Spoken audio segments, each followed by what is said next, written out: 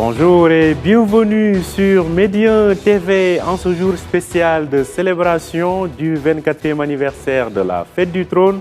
Médien TV poursuit son programme spécial et à présent place aux évolutions réalisées par un secteur vital. Il s'agit de celui de la santé. Le Covid a montré la résilience de ce secteur qui a su faire face aux défis posés par cette pandémie. Plus encore, ce fut l'occasion pour donc ce secteur d'enclencher une réforme qui est en marche et doublée d'une autre grande évolution, à savoir le chantier de la protection sociale. Le tout sur orientation du roi Mohamed VI qui en fait une priorité que le gouvernement est appelé à concrétiser selon un calendrier bien défini. Mais le Maroc ne se limite pas dans la gestion du présent. Le cap est aussi mis sur le futur en ouvrant la porte de l'innovation et de la recherche et du développement dans le domaine de la santé. Ce sont là quelques-uns des faits marquants de ces derniers mois que nous développons au cours de cette émission, des sujets que j'ai le plaisir de discuter avec nos invités. Il s'agit d'Azzeddine Ibrahimi. Il est le directeur général du Centre Mohamed VI pour la recherche et l'innovation. Bonjour professeur, merci d'avoir accepté notre invitation. Merci infiniment, moi, ça fait un plaisir de vous revoir. Plaisir partagé notamment à cette occasion donc de Fête du Trône. Et notre second invité est le professeur Abdallah Badou. Abdallah Badou est professeur en immunologie et directeur du laboratoire immunogénétique et pathologie humaine à la faculté de médecine et de pharmacie de l'université Hassan II de Casablanca. Professeur, merci d'avoir accepté notre invitation. Merci de m'avoir invité, Sir Omar. C'est vraiment un plaisir d'être là encore une fois avec vous. Plaisir partagé. Un plaisir aussi de retrouver Jafar Heikel. Il est médecin épidémiologiste, donc il est en duplex avec nous depuis Casablanca. Professeur Jafar Heikel, merci d'avoir accepté notre invitation. C'est moi qui vous remercie à l'occasion de cette journée importante pour tous les Marocains et merci d'avoir invité mes chers confrères. En tout cas, on y va donc, c'est parti. Il y a beaucoup à dire dans le domaine médical. Alors, ce qui est intéressant, c'est qu'on a tourné la page du Covid, que le Maroc a su gérer et s'est même distingué parmi les pays qui ont le mieux géré cette pandémie. Alors, depuis cela, il s'agit d'accélérer la cadence, comme on a dit, à travers la recherche et l'innovation, mais aussi en commençant par la réforme du secteur de la santé. Alors, avec moi sur ce plateau, donc, on va en discuter avec le docteur Azzeddine Ibrahimi. Alors, docteur, comment va cette réforme du secteur de la santé? Voilà, c'est Omar, avant de venir ici, donc j'avais fait l'émission l'année dernière et je regardais ce qu'on avait discuté l'année dernière. Et je retrouve en fin de compte qu'il y a une avancée spectaculaire. Je pense à ce jour très important et que les Marocains, comme disent les Américains, chérissent beaucoup, qui aiment beaucoup, ce qui est le jour de la fête du trône de Sa Majesté Mohamed VI Allah Yansro. Je pense que, et on va le voir à travers la discussion, il y a des progrès énormes, que ce soit au niveau législatif, que ce soit de la mise en place, la couverture sociale qui est faite, la protection sociale, et aussi il y a aussi l'implication du secteur tertiaire qui est rentré cette année, le troisième secteur, c'est pas le privé, c'est pas le public, mais maintenant c'est des fondations à but non lucratif qui font le relais aussi, qui ont une extension de l'État. Et donc en regardant ce qu'on a fait sur une année, je pense que tout Maroc, et je le dirais vraiment, vous avez parlé du Covid et comment on l'a fait, mais je pense que cette année était spectaculaire en fin de compte, vers vraiment, c'est pas une réforme, mais pour moi, je le dirais vraiment humblement, c'est une révolution. Le Maroc a réfléchi à la réforme de la santé durant le Covid. Il a pensé à la souveraineté sanitaire durant le Covid. Vers la fin de décembre 2022, on a eu la couverture sociale pour plus de 22 millions de Marocains. On a 5 à 6 textes de loi qu'on a votés depuis juillet 2022 et on commence à avoir un troisième secteur au niveau de la santé, de la formation dans le domaine de la santé qui se structure. Je dirais c'est vraiment quelque chose de magique et je pense qu'on aura l'occasion d'en discuter. Je pense que c'est une bonne entrée en matière. Je me tourne vers le professeur Abdallah Badou. Alors, au quotidien, comment cette réforme de la santé est sentie dans le milieu médical?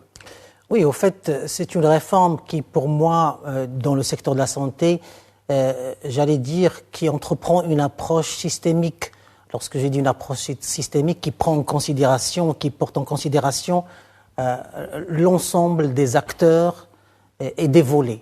Les acteurs, on parle d'abord des professionnels de la santé, bien évidemment.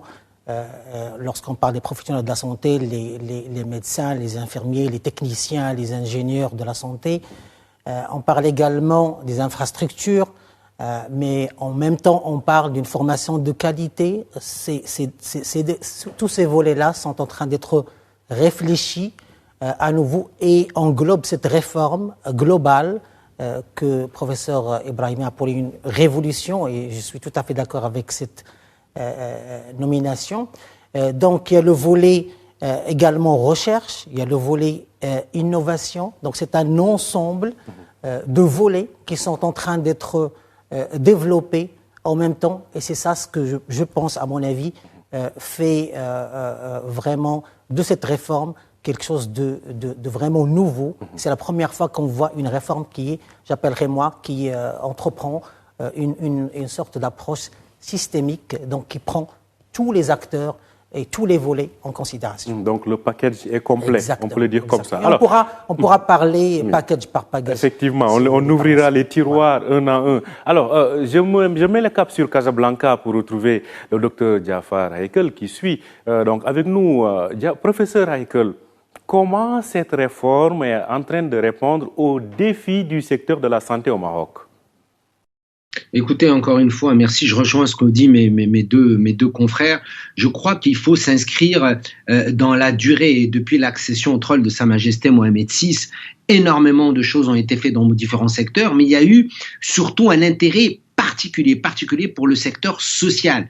Et la refonte du système donc de santé, donc c'est encore plus qu'une réforme, la refonte du système de santé place la santé, comme le dit très très bien la Constitution, au cœur des politiques publiques. Et je crois que mes deux confrères le savent très bien, on ne peut pas réussir une refonte du système de santé si elle ne s'inscrit pas dans une approche beaucoup plus globale et humaine et sociétale des politiques publiques. D'ailleurs, grâce aux orientations royales, vous l'avez bien vu, cette refonte vient après un certain nombre donc d'enjeux et de décisions majeures qui sont par exemple liés au nouveau modèle de développement c'est la commission qui avait été instituée par Sa Majesté donc le roi et qui a donné un certain nombre de recommandations. La crise de la Covid, et encore une fois je rejoins le professeur Brahimi et le professeur Beddou, le Maroc a réagi de façon spectaculaire et a montré un très bel exemple, ce qu'on appelle un cas d'école dans non seulement la préparation mais la riposte à des phénomènes sanitaires gravissimes comme celui qu'on a connu sur le plan de la Covid-19, où le Maroc a non seulement, grâce à des gens comme Brahimi, Beddou et bien d'autres spécialistes de la santé au Maroc, du secteur public et privé, on a permis une résilience spectaculaire de notre système donc de santé, grâce à des indicateurs épidémiologiques quantitatifs et qualitatifs, mais grâce également à des enjeux sociétaux et socio-économiques que le gouvernement a préparé grâce aux orientations royales. Donc cette refonte du système de santé, nous la voyons sur le terrain dans sa dimension d'abord d'accès aux services donc de santé, de qualité, mais on va en parler en détail, surtout de repositionnement de notre système donc de santé dans une meilleure performance, avec une gouvernance nouvelle, avec une valorisation des ressources humaines et avec un nouveau modèle également de financement. Alors, vous touchez là à ces fameux tiroirs que l'on évoquait tout de suite avec vos confrères sur le plateau. En tout cas, on est très heureux de les avoir parce que ce sont des visages auxquels on s'est familier avec le Covid. C'était un moment dur, mais qui nous annonçait toujours de bonnes nouvelles et qui nous rassurait. Alors, professeur Azine Ibrahimi, quand on parle de la réforme de la santé, comme le disent vos confrères, il y a l'aspect humain, il y a l'aspect gouvernance, il y a l'aspect recherche et développement. Alors, si on commence par l'aspect humain, sur le plan des ressources humaines, à ce niveau-là, quels sont les progrès qui ont été réalisés, notamment au cours de ces derniers mois? On va ouvrir les tiroirs et je rejoins mes deux camarades et je dois leur rendre hommage aussi. Parce que là, c'est une occasion et rendre hommage à tous ces soldats, en fin de compte, en blouse blanche, qui ont vraiment médité durant la crise du Covid. Et c'est quelque chose de très, très important. Et je pense si on a réussi, parce que, et là, il faut le répéter encore une fois, c'est en fin de compte grâce à la clairvoyance aussi, l'avant-gardisme et aussi vraiment la vision pertinente de Sa Majesté Mohamed VI. C'était très très clair. Durant la Covid, en fin de compte, ce qui a été fait, et je pense qu'il faut vraiment rappeler ça, il y avait un diagnostic très sévère qu'on a fait pour le domaine de la santé au Maroc. Et on s'est dit, voilà, une pandémie qui arrive, est-ce qu'on a assez de lits? Et là, je donne la dimension humaine que tout le monde doit comprendre dans la rue. Et là, c'est un discours que je mène vraiment, j'allais dire, populiste en fin de compte pour que les gens comprennent. Et donc, je reviens sur l'histoire des ressources humaines. C'est quelque chose de très, très important. Et là, on va commencer par le commencement. Je pense que le mois de juillet 2022, il y avait un conseil de ministres présidé par Sa Majesté Mohamed VI et qui avait plus ou moins parlé de la loi cadre 06-22. Je pense que les gens doivent revenir regarder cette loi cadre. Cette loi cadre, qu'est-ce dont il parle? Il parle de 4 choses essentielles, de 4 piliers. L'un des piliers, c'est en fin de compte la gouvernance. Et là, il y a à peu près 4 lois qui ont été votées déjà. Le deuxième point, c'était la digitalisation, est très très important. L'offre de soins, l'améliorer. Mais bien sûr, ce qui était essentiel en fin de compte, c'est les ressources humaines.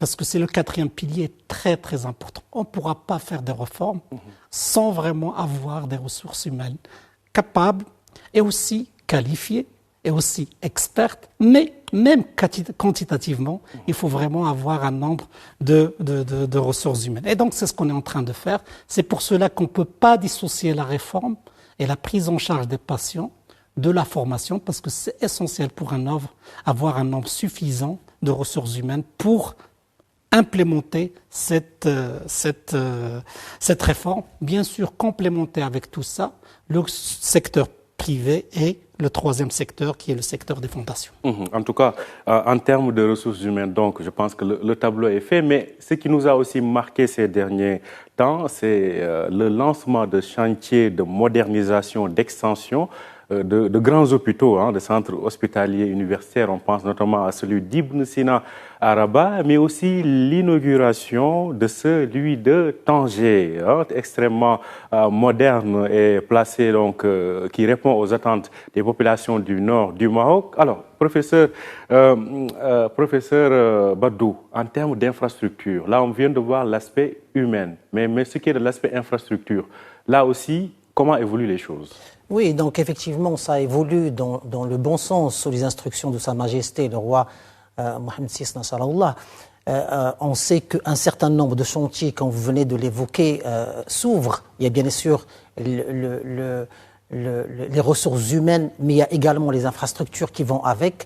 Et professeur Ibrahimi a évoqué tout à l'heure ce qu'on appellerait l'extension de l'État, ce qu'on appelle maintenant les fondations, qui sont également qui ont initié un certain nombre de chantiers dans plusieurs villes du royaume pour construire de nouveaux hôpitaux. On le sait au niveau de Dakhla, on le sait au niveau de Rabat et d'autres villes. Donc oui, il y a les ressources humaines, mais il y a également l'infrastructure qui va avec. Je veux juste rajouter quelque chose par rapport à ce que le professeur Ibrahimi a dit. Ce qu'on voit aussi dans cette approche que j'ai appelée systémique, on voit qu'il y a les ressources humaines, mais pas uniquement le nombre et la qualité de la formation comme il a évoqué, mais également la formation continue. On pense également à la formation continue parce que la médecine d'aujourd'hui évolue à une vitesse grand V, et donc c'est important d'avoir des médecins et des professionnels de santé de qualité, mais également c'est important d'avoir une formation continue pour une mise à jour, parce que la médecine notamment va vers ce qu'on appelle la médecine personnalisée, avec l'implication de la digitalisation, l'implication de l'intelligence artificielle, et donc ça évolue énormément. Donc oui, il y a les infrastructures ou l'infrastructure qui évolue, il y a les ressources humaines, mais avec une bonne formation initiale et une bonne formation continue. Et on parlera également de la recherche et de l'innovation. Et tout cela fait qu'à la fin, on a un professionnel de santé qui est de qualité, et ça c'est très très important également. Justement, on reviendra sur cet aspect de l'innovation avec le centre Mohamed VI, donc de la recherche et de l'innovation. Mais professeur Jafar Heikel, vous avez écouté les 2 tiroirs ouverts par vos confrères. Avec vous, j'aimerais évoquer l'aspect gouvernance que vous avez évoqué tout à l'heure du secteur de la santé. Comment jugez-vous aujourd'hui le schéma de gouvernance de ce secteur ? Écoutez, encore une fois, dans le cadre de la refonte du système de santé, je crois depuis, si vous avez bien suivi le discours de Sa Majesté en juillet 2018, déjà, où il recommandait au gouvernement de repenser notre système donc de santé, c'était bien avant le Covid, en le repensant plus accessible, plus efficient et surtout plus équitable envers donc les Marocains. C'était à l'époque où il y avait donc le Ramed qui aujourd'hui a basculé vers l'AMO. Et l'enjeu majeur dans la refonte des systèmes de santé, malgré tout ce qui a été réalisé, et il faut encore une fois, j'insiste, pour toutes les réalisations qui ont été faites, encore une fois, grâce à mes collègues qui sont aujourd'hui présents, il y a bien d'autres.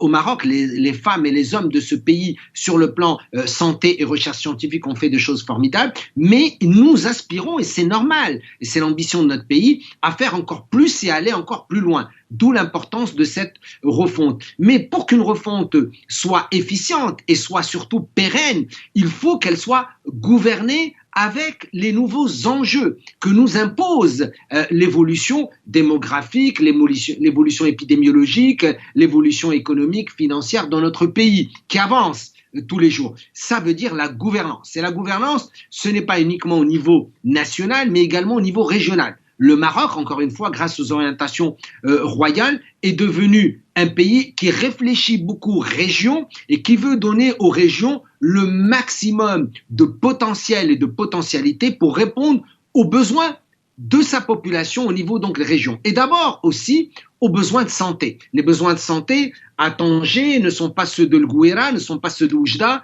ou de Rabat ou de Casablanca ou Fès ou autres. Et donc, il faut gouverner le système de santé au niveau régional pour répondre à des besoins de santé.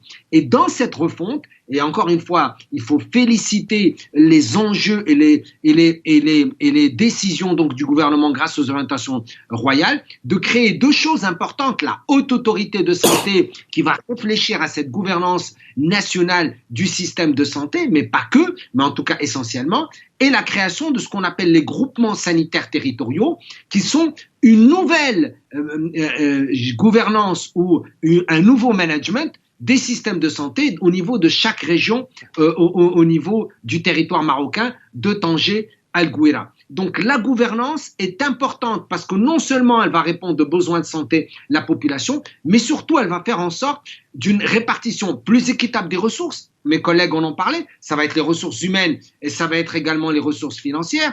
Également, mieux réfléchir le partenariat public-privé, mieux réfléchir la formation au niveau régional en fonction donc des besoins. Et donc c'est un axe stratégique crucial de la refonte du système de santé, à savoir la gouvernance. Et la gouvernance de toutes les politiques publiques est fondamentale si on veut que les politiques publiques répondent avec tout l'optimum aux besoins de la population. En tout cas, c'est des éléments importants. D'ailleurs, je pense que l'un des défis, ou le principal défi du secteur de la santé, c'est de faire en sorte que le secteur public soit aussi attractif aujourd'hui et rassure davantage les patients que peut-être dans le privé.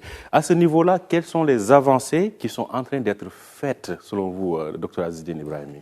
Mais moi, je vais continuer pour marteler un petit peu ce qu'a dit professeur Heikel concernant la gouvernance, en fin de compte. La gouvernance, et on voit dans la loi 4 06-22, on a parlé d'une refonte, en fin de compte, de la gouvernance. Et donc, on a proposé plusieurs agences. On a proposé l'agence du médicament. Et donc là, c'est vraiment, il faut le dire, parce que la loi vient de sortir le mois dernier. C'est quelque chose de très important. Donc le Maroc va se doter d'une agence du médicament. La deuxième chose, tout le monde en parlait, et c'est le public qui en parlait en fin de compte, qu'on avait besoin d'une indépendance d'une agence. Donc même les réponses qu'on est en train de donner, c'est de l'alliance en fin de compte du public, pour que les gens, parce qu'on veut une approche participative dans ce domaine. La deuxième chose, c'est la chance du sang.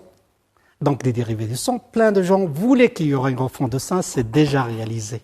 Une demande qui était publique aussi, c'est en fin de compte d'avoir une haute autorité de santé. La haute autorité de santé vient d'être votée au niveau du département il y a 3 ou 4 jours. Donc là, c'est quelque chose de très très important à voir. Donc, on avait décidé d'avoir une loi cadre, mais on n'est pas resté vraiment pendant une année à rien faire. Donc même cette gouvernance qu'on voulait en fin de compte, on est en train de le faire. la régionalisation reste quelque chose de très très important et il faudra vraiment l'expliquer au grand public parce que l'équité territoriale, c'est une demande. Tout le monde en veut. Bien sûr, nous, on ne veut pas que la santé reste que sur l'axe Casablanca-Rabat. Bien sûr, il faut faire régionalisation et c'est pour cela que ces unités qui vont être régionales, qui vont prendre en charge en fin de compte la santé dans les régions, et c'est quelque chose de très très important. Donc la gouvernance en soi reste un domaine très très important et je pense qu'il faudra, comme on est en train de faire une année de rétrospective, d'or qu'on avait une avancée spectaculaire dans ce domaine. L'équité reste quelque chose de très très important et une ouverture dans ce sens est déjà faite avec cette nouvelle gouvernance. Effectivement, je pense que c'est très important et on ne peut pas parler du secteur de la santé sans évoquer la protection sociale. On va y revenir sur cette protection sociale, mais restons sur l'aspect médical. Et ça nous touche, ça nous permet de toucher un point important, c'est-à-dire la recherche et l'innovation. Et à ce propos, je pense que tous ceux qui sont autour de cette plateau, que ce soit Dr Azzedine Ibrahimi ou bien Dr Abdallah Badou et Jafar Haïkel, ils sont très impliqués. La première question, je vais la poser à Dr Abdallah Badou. Quels sont les grands pas ou bien le nouveau chantier d'innovation et de recherche qui a été ouvert durant ces derniers mois? Écoutez, il y a eu plusieurs chantiers. Vous savez, vous vous rappelez, durant la période de la Covid, il y avait plusieurs questions qui étaient posées. Le Maroc a su répondre à plusieurs. Il a su mener, il a su gérer, j'allais dire, très très bien la période Covid, la pandémie Covid. Mais il y avait quand même des questions qui étaient restées posées et on aurait aimé répondre de manière meilleure à ces questions-là. Je pense que le Maroc est en train d'être doté de laboratoires, de centres, le centre dont le professeur Ibrahimi, par exemple, est le directeur général, le centre Mohamed VI de la recherche et de l'innovation. Ça, c'est un centre qui pourra répondre à plusieurs questions dans le futur en matière de recherche. Je parle en matière de recherche appliquée lorsque nous aurons, par exemple, nous aurons à faire face à une pandémie.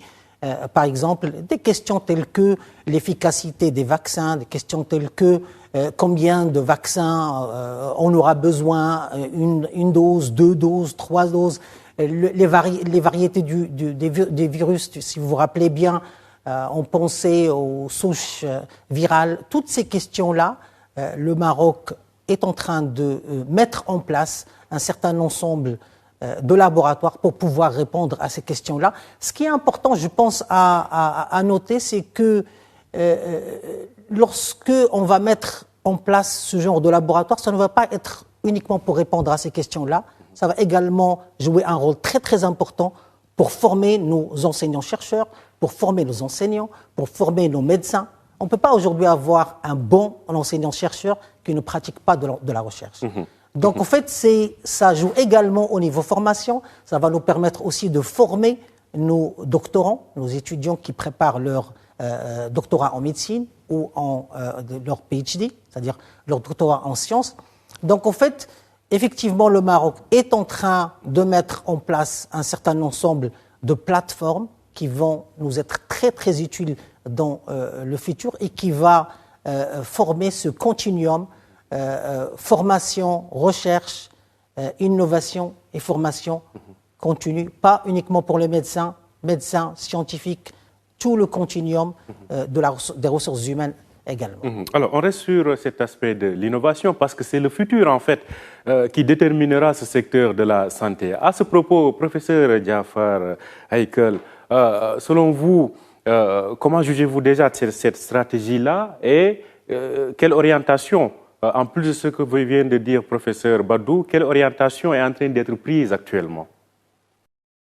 Écoutez, d'abord en matière d'innovation, encore une fois, je crois que vous avez vu d'abord toutes les choses qui ont été réalisées au niveau du centre du professeur Brahimi, tout ce qui a été fait également au niveau de la faculté de médecine Casa avec le professeur Badou, mais également ce qui a été fait dans différents CHU marocains et facultés donc de médecine. Ça avance également dans le CNRST au Maroc. Il y a beaucoup également donc d'instituts. La seule chose, c'est que effectivement peut-être nous n'en faisons pas suffisamment la promotion. Mais de très très belles choses sont faites au Maroc avec des chercheurs marocains, des femmes et des hommes qui font des choses formidables. Vous savez qu'au Maroc également, en matière donc d'innovation dans la santé, il y a beaucoup de choses qui sont faites en termes de télémédecine, téléradiologie et télédiagnostic. Ça se fait déjà dans le contexte marocain avec la société marocaine, par exemple, de télémédecine, et plusieurs facultés donc de médecine sont impliquées, tout simplement pour rapprocher le diagnostic aux citoyens qui sont dans les zones enclavées et qui ne peuvent pas accéder aux services donc de santé. Et donc le e-health ou le e-santé ou la santé connectée font partie également des enjeux de cette refonte. Je rappelle que un des piliers de cette refonte du système de santé, c'est la digitalisation de l'information donc sanitaire, c'est la mise en place d'un système d'information sanitaire intégré, c'est-à-dire public et privé, centres de santé, hôpitaux, cabinets médicaux et cliniques avec un parcours de soins ou de santé coordonné. Mais l'innovation également, ce n'est pas de la technologie seulement, Omar. L'innovation également, et là aussi, il faut s'inscrire dans les orientations royales et les décisions du gouvernement, et d'ailleurs dans cette refonte, l'innovation, c'est également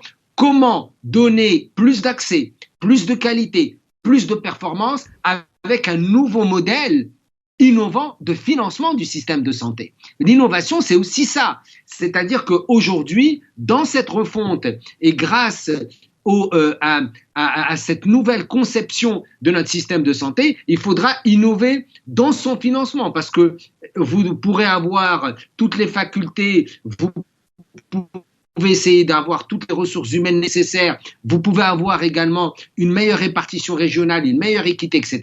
Il faut innover en matière de financement, car aujourd'hui, et c'est là où on doit s'améliorer malgré tout ce que nous avons réussi, et il faut aller dans ce sens, c'est réduire la charge des dépenses de santé, je parle des dépenses de santé, de la part donc du citoyen, et ça aussi, ça va être quelque chose de formidable. Et je rejoins ce qu'a dit le professeur Brahimi au début, une véritable révolution sociale et sociétale, c'est aussi permettre à tous les Marocains, quel que soit le milieu, quel que soit leur statut, leur niveau socio-économique, d'accéder dans les mêmes conditions publiques ou privées aux soins donc de santé et au moindre coût, en tout cas au coût qui est juste et qui est supportable par les ménages. En tout cas, cette année, on a vu la création, donc, ce projet de loi donc, qui a été validé en Conseil de gouvernement pour la création de la Fondation Mohamed VI des sciences de la santé. Alors, il y a aussi le Centre Mohamed VI de la recherche et de l'innovation. Cela montre qu'on s'est lancé dans une nouvelle ère de la recherche et de l'innovation au Maroc. Alors, professeur Azzedine Ibrahimi, vous êtes justement le directeur général de ce centre dont on parle de la recherche et de l'innovation. Alors, quels sont les objectifs de ce centre dans le contexte actuel? Mais en fin de compte, je vais faire plein d'hommages aussi. Donc, quand on parle de recherche, il faut rendre hommage à ces Marocains qui, durant le Covid, qui ont fait un élan incroyable en fin de compte. On a proposé des masques, des respirateurs.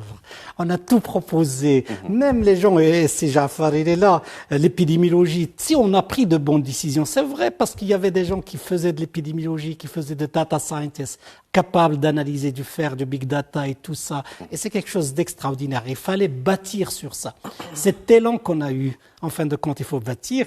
Et la question qui se posait, et c'est essentiel, c'est comment relier la recherche, l'innovation, à tout simplement le développement. Parce que dans le Marocain lambda ne le voit pas. Et je pense là, je ferai référence au discours royal pour la journée du 29 mars, qui était pour la journée nationale de l'entrepreneuriat et de l'industrie. Il était très clair. Qu'est-ce qu'il a dit? Il a dit vraiment précisément, il faut avoir un écosystème où il y aura les universités, les centres de recherche et les entreprises. Pourquoi? Pour une raison très simple. C'est que la multidisciplinarité permettra de faire l'innovation. Et pourquoi l'innovation? Parce que l'innovation, c'est elle qui est le moteur essentiel du développement. Parce que quand on peut faire la création de valeur à travers les brevets, à travers les prototypes, on va penser à faire les startups, on va penser à faire les spin-offs. Et en faisant ça, qu'est-ce qu'on va faire? On va embaucher des gens et on va plus ou moins créer de la valeur. Et ça, c'est très, très important. J'invite tout le monde à voir ce discours du 29 mars parce qu'il y avait une feuille de route qui était très, très claire, qui pouvait intégrer tout ça. Et donc, nous, on avait pris, en fin de compte, ce message qui était très, très important. Et donc, la Fondation Mohamed VI de la recherche d'innovation, c'est une fondation qui a été créée par une loi de 23-23. Et donc là, pour dire, dans un espace d'un an, on a fait les lois cadres 2206 et on a fait toutes les lois qui passaient de 07-22 à 11. Tout ça a été déjà voté au niveau du Parlement. Et on a rajouté une loi qui est 23-23, qui est la création d'une fondation qui porte le nom de Sa Majesté. Et c'est une fondation qui est nationale, qui ne va pas remplacer l'État, qui ne va pas remplacer le public. On n'est pas en compétition, mais qui a une extension de l'État pour répondre à des besoins particuliers. Donc, c'est Heikel avait parlé en fin de compte de la régionalisation. L'État, ça sera très très dur de faire une faculté de médecine ou d'un hôpital, un CHU de Dakhla. Et donc, la Fondation Mohamed VI prend en charge en fin de compte de le faire. Donc, le public va faire une faculté de médecine à Goulmim, il va faire une faculté de médecine à Bni Mellal, il va faire une faculté de médecine à Rachidia, et la Fondation va le faire. Donc la Fondation va faire 3 choses essentielles, et va faire vraiment l'offre de services de soins, et là je suis tout à fait d'accord avec ça. Il faut que ça soit équitable, et que ça soit le panier de soins soit le même pour tout le monde. Et de façon vraiment équitable, et ça c'est quelque chose de très important. Vous partez chez le public, chez les fondations, chez le privé, vous devez avoir les mêmes soins. La deuxième chose, c'est la formation. Je pense que la Fondation est en train de le faire. Et le troisième point, c'est en fin de compte le centre Mohamed VI de la recherche et de l'innovation qui va le faire. C'est la recherche d'innovation et qui se base sur en fin de compte cette vision avant-gardiste de Sa Majesté, d'intégrer en fin de compte le privé, le public et les fondations à créer un écosystème pour faire de l'innovation, pour, Inch'Allah, être capable de faire le développement. En tout cas, c'est important. Je pense qu'il y a beaucoup à dire sur les évolutions du secteur de la santé. En tout cas, on dirait que le Covid a été un mal nécessaire pour ce déclic au Maroc. D'ailleurs, un autre chantier qui a été ouvert, c'est celui de la protection sociale. Et à ce jour, on compte déjà plus de 23 millions de personnes qui ont été inclus donc dans ce chantier de la protection. Alors, pour en parler, je vais m'adresser à professeur Jaafar Heikel. On vous suit à travers vos conférences sur le secteur de la santé, sur ces évolutions. Alors, comment ce chantier de la protection sociale va contribuer ou contribue déjà à améliorer les données sur la santé au Maroc? Écoutez, je crois que c'est extrêmement important. Je vous remercie de bien insister sur cette notion. D'ailleurs, mes confrères on en parlait dès le départ. Il ne s'agit pas donc de penser à la refonte du système de santé en dehors de ce chantier social plus important. Et je l'ai dit depuis le début du règne de Sa Majesté Mohamed VI, je crois que tous les secteurs ont une importance cruciale et fondamentale. Mais le secteur social prend une importance cruciale parce que c'est aussi un indicateur de développement humain. Les initiatives qu'a donné Sa Majesté, dont par exemple l'initiative nationale de développement humain, fait partie de ces chantiers sociaux importants. Donc la protection sociale, c'est bien sûr la santé, mais pas que. C'est également la protection donc des citoyens en termes de perte d'emploi. C'est les allocations familiales. La famille, vous la déconnectez pas donc de l'individu. L'emploi, vous le déconnectez pas du bien-être donc d'un individu, de ses capacités de paiement et d'avoir une vie digne. Et avoir une vie digne, c'est pas uniquement être en bonne santé, c'est pouvoir également se socialiser. Et donc la protection sociale qui est un chantier énorme. Et vous avez vu qu'on a mis déjà dans le budget ou la loi de finances, donc 51 milliards donc de dirhams, dont 14 milliards de dirhams réservés donc à l'AMO, mais en tout cas, le reste est réservé donc à la protection sociale et pendant, en tout cas, au moins les 5 prochaines années, ça retiendra l'attention la plus importante dans les décisions gouvernementales, dans les politiques publiques. Pourquoi ? Parce que la protection sociale va au-delà de l'accès aux services de santé. L'accès aux services de santé, c'est une composante fondamentale, mais au niveau donc d'un ménage, pour que ce ménage puisse donner le maximum en termes de développement humain, il est important qu'il reste en bonne santé, mais il est important que sur le plan sociétal, il puisse bien évoluer. Et je vous rappelle que tous les indicateurs de la Banque mondiale, du Fonds monétaire international, tous les grands organismes internationaux déterminent un niveau de développement ou de performance d'un pays par ces indicateurs de développement humain. Et le Maroc a fait des pas gigantesques, importants. Bien entendu, nous aspirons toujours à aller encore plus loin. Et c'est pour ça que la protection sociale, lorsqu'elle va arriver au niveau donc de ces objectifs, qui encore une fois étaient tracés dans le cadre des orientations royales, positionnera donc le Maroc non seulement comme un hub sanitaire, on en a déjà parlé, mais positionnera également le Maroc comme un pays émergent à forte croissance, mais cette croissance n'est pas uniquement monétaire, elle est également sociale et sociétale grâce à ce chantier de la protection sociale et qui commence déjà effectivement à se mettre en place, on le voit tous les jours dans le contexte marocain. Donc, comme vous l'avez évoqué, une enveloppe de 51 milliards de dirhams donc, est prévue pour cette protection, ce chantier de la protection sociale à l'horizon 2025, donc disons d'ici 2 ans, et les efforts donc sont en train d'être faits. Alors, justement, de ces efforts, professeur Abdallah Badou, comment aujourd'hui accélérer les choses pour qu'il y ait une meilleure inclusion et disons, réussir là où d'autres chantiers assez similaires avaient connu des limites? Très bien, non, mais ça c'est une question très importante. C'est pour cela que j'ai commencé au fait avec une approche systémique. Je pense que c'est extrêmement important de prendre toutes les composantes en compte. Et je pense, quand j'ai bien analysé ce qui se passe aujourd'hui en matière de développement du secteur de la santé, c'est ce que le Maroc est en train de faire, sous les instructions de Sa Majesté. Vraiment, j'ai l'impression que toutes les composantes sont prises en considération pour atteindre, bien évidemment, à leur tête, la protection sociale, qui est extrêmement importante, comme mes camarades l'ont bien dit. Donc, on ne peut pas atteindre un secteur de la santé qui est développé, on ne peut pas atteindre, au fait, un développement humain sans un épanouissement social, sanitaire. Et c'est ce que, donc, le Maroc a mis la protection sociale à la tête, mais il y a, au fait, l'ensemble, tout l'ensemble qui va avec. On a parlé de la régionalisation, on a parlé de l'équité, on a parlé d'un panier qui est équitable. Donc, tous ces éléments-là sont très importants. Et je pense, pour répondre directement à votre question, je pense que pour cette fois-ci, on est sur la bonne voie. Parce qu'on a pris en considération l'ensemble des éléments. C'est un système qui est complexe, le système sanitaire, le système de santé. Et puisque l'ensemble est pris en considération, moi je vous dis, non seulement la formation de qualité, le Maroc a pensé même à la formation continue. Le Maroc a pensé à l'innovation. Pour les professionnels de la médecine. Pour les professionnels de la santé. Pas que les médecins, voilà, les professionnels de la santé en général. Donc ça veut dire que vraiment l'ensemble des acteurs et l'ensemble des volets ont été cette fois-ci pris en considération. Et moi je suis très très optimiste, je pense qu'on est sur la bonne voie. En tout cas, à ce propos, je rappelle qu'il y a eu le lancement du registre national donc, de la population et du registre social unifié. Alors, Dr Azzedine Ibrahimi, comment tout cela permet de faire des pas importants, des pas de géants? Parce que peut-être qu'on n'est pas à l'abri de nouveaux chocs, de nouvelles pandémies. On n'aimerait pas stresser les gens ou bien les faire paniquer, mais au cas où on veut se préparer.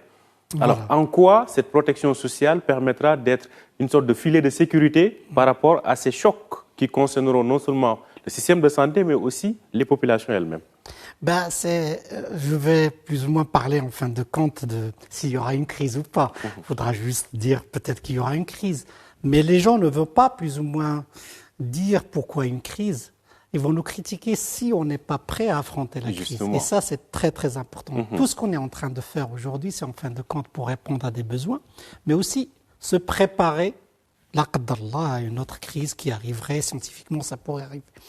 Parce que vous avez parlé des registres, mais aussi Sehekal, il avait parlé aussi du parcours du patient. Ça se rejoint, parce que la digitalisation, c'est pour cela qu'il était dans la loi cadre. Ça a vraiment été mentionné comme un pilier très très important. Nous, on voudrait en fin de compte, les soutiens qu'on va donner financiers aillent directement aux gens dont ils ont besoin.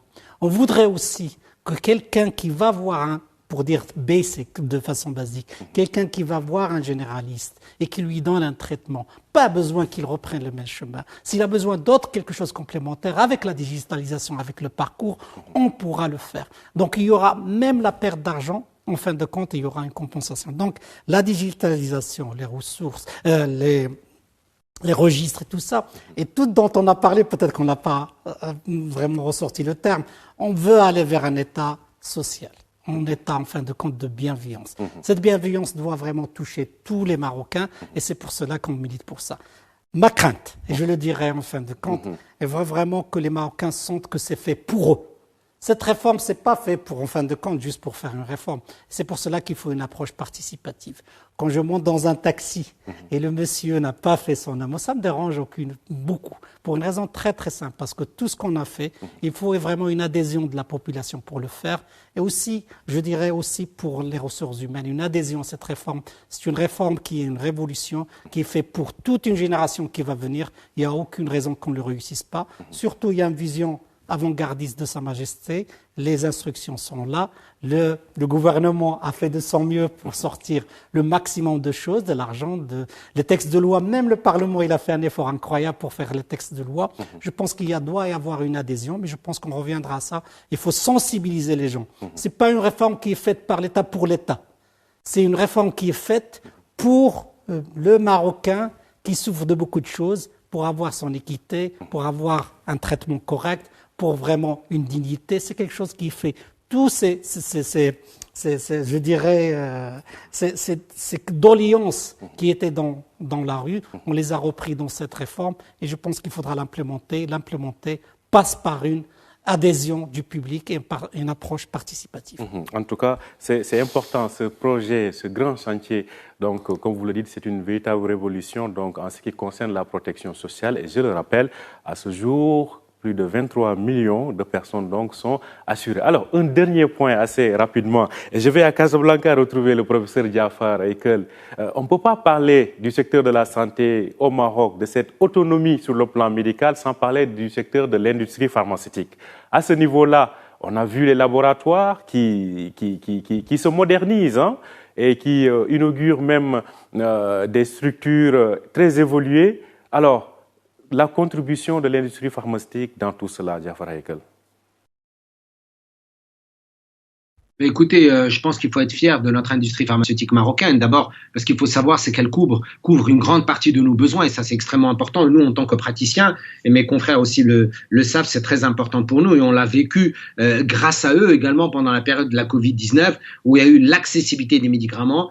Encore une fois, pas uniquement, mais grandement grâce à l'industrie pharmaceutique marocaine. Il faut leur rendre un hommage. Et deuxièmement, parce qu'elle a cette compétence, cette caractéristique d'exporter. Troisièmement, parce qu'elle a eu le courage, grâce aussi aux orientations royales, de s'implanter dans beaucoup de pays, en particulier en Afrique subsaharienne. Elle a contribué également, et professeur Brahimi le sait, à un projet unique et qui fait du Maroc un des pays leaders dans le centre donc de biotechnologie qu'il y a à Ben Slimane, qui est un centre dont le Maroc peut être fier, qui place le Maroc au niveau international en biotechnologie, en fabrication de vaccins, également en recherche scientifique. Professeur Brahimi est bien impliqué là-dedans, il connaît les enjeux. L'industrie pharmaceutique est importante dans le contexte marocain, mais au-delà de l'industrie pharmaceutique, tout le secteur privé, c'est-à-dire aussi bien l'industrie pharmaceutique que les prestataires de santé dans le secteur privé, parce que dans la refonte du système de santé,